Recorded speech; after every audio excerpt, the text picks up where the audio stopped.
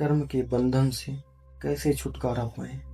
महर्षि रमन के अनुसार महर्षि रमन का मानना था कि मैं कौन हूँ से मुक्त होना कर्म के बंधन से छुटकारा पाना है। अहम आत्मा विचार। महर्षि रमन 3 चीज के बारे में बताते हैं। अहम, आत्मा और विचार। मैं कौन हूँ से मुक्त होना।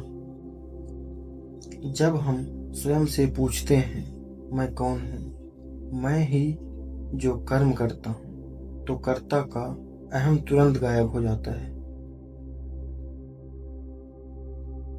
यही आत्मा ज्ञान का मार्ग है।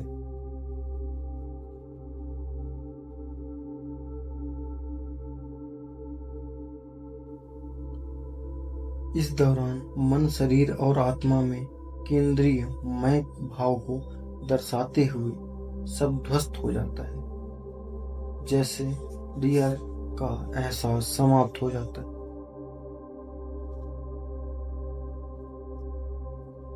ठीक वैसे ही त्रिकम संचित, आगामी प्रबंध, प्रारब्ध, संचित, आगामी और प्रारब्ध भी उतर जाते हैं। यह शाश्वत मुक्ति का स्वरूप है, जहाँ मैं नहीं है वह कर्म नहीं है। महर्षि के शब्दों में अहम न होने से कर्म का चक्र स्वतः समाप्त हो जाता है। कर्मयोग परिणामों की आकांक्षा रहित कर्मयोग या कर्म मार्ग का मार्ग यह है, कर्म करें लेकिन परिणाम की इच्छा न रखें। इससे भगवान को समर्पित करें। इससे मन शुद्ध होता है और मोक्ष की ओर अग्रसर होता है। कर्मयोग केवल प्रारंभिक शोधन का माध्यम है। वास्तविक मुक्ति स्वयं से होने वाले आत्मविचार से मिलता है। आत्मसमर्पण। पूर्ण समर्पण भी एक पथ है।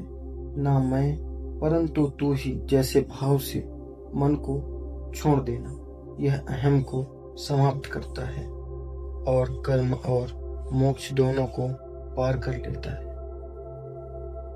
प्रारब्ध, संचित और आगामी कर्म का विभाजन। प्रारब्ध वह कर्म जो वर्तमान जीवन में चल रहा है, शेष मरे मनुष्य की तरह बिना इच्छा शक्ति के भी कार्य कर सकता है। संचित और आगामी वे कर्म जो जब तक फलित हुए हैं या भविष्य में फलित हो सकते हैं। इनसे अहम के जाने पर मुक्ति मिलती है। जातित्व दृष्टिकोण।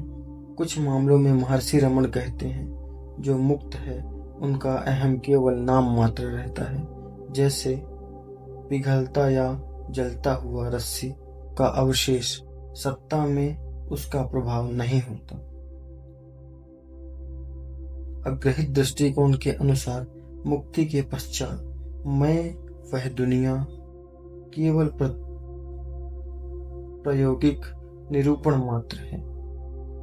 विचारों के परे तमाम कल्पना को त्याग। मोक्ष खोजने की प्रक्रिया को दूर नहीं ले जाती, बल्कि अहम को हटाकर केवल आत्मा का अस्तित्व ही बचा रहता है। स्वयं ही वही है, मोक्ष कहीं बाहर नहीं। वे कहते हैं तुम पहले ही मुक्त हो, पर महर्षि रमन से इसे भ्रम मानते हैं। समझाने की जरूरत है कि मैं जो बंधा हूं और मुक्त हूं, दोनों का अस्तित्व एक साथ नहीं हो सकता। मिथक, नियति और स्वतंत्र इच्छा। महर्षि ने स्पष्ट किया कि कर्म और नियति तंत्र केवल अहम स्थित व्यक्ति पर लागू होते हैं। आत्मा के लिए ना नियति बची है और ना एक स्वतंत्र इच्छा। सब कुछ नियति है, लेकिन आप पहचान ना करें तो शरीर द्वारा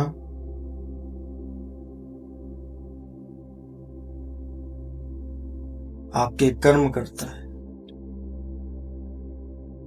मार्गदर्शन में विवेचना और उदाहरण से एक भक्ति मार्ग भक्त कहते हैं। प्रशिक्षण करते रहने से इच्छा कमजोर हो जाती है और जीवन में अपने आप चलता हुआ अनुभव हो जाता है। इससे हम धीरे धीरे दुर्बल हो जाता है। और एक शिष्य कहते हैं, जब अहम टूटता है तब आनंद शाश्वत रूप में बन जाता है। अब यह अलग से प्राप्त नहीं करना होता। बहुत बहुत धन्यवाद। चैनल को सब्सक्राइब कीजिए, वीडियो को लाइक कीजिए, ज़्यादा से ज़्यादा शेयर कीजिए।